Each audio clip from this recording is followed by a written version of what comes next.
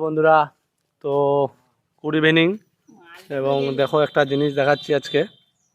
এই দেখো আমাদের এই পচা ও মদন দা, তো ওরা আমার পুকুরে মাছ ধরছে। তো আমাকে বলেনি, ঠিক আছে, কোনো ঠিক চলবে।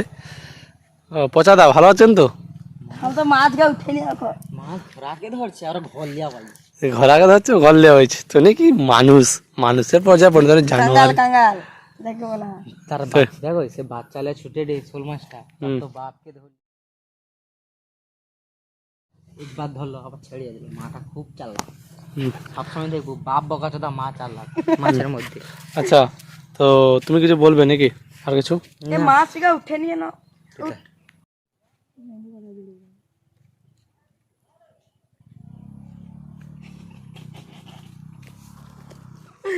তাকে লালাটে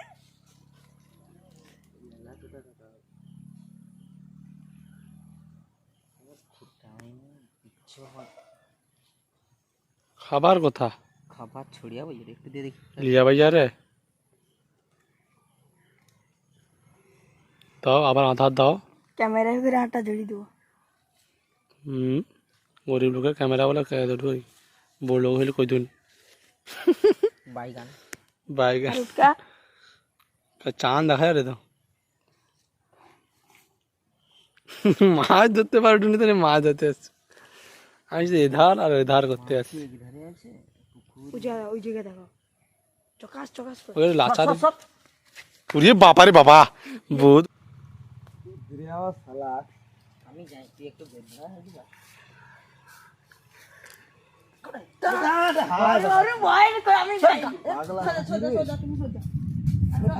বাবা কি মেঘ রাখতেছে রে। আরে বকস তো উঠি ফালা দে এবার দেরি করে ফিলে দেরি করে থাম না তুই আমার মরছি চল ওটা খাওয়া যা তুই অত গেল করে টাইম এটা পাক্কা আছে মালটা চলে আসছে কত বড় মাল পুরা মালটা ঠিক আছে।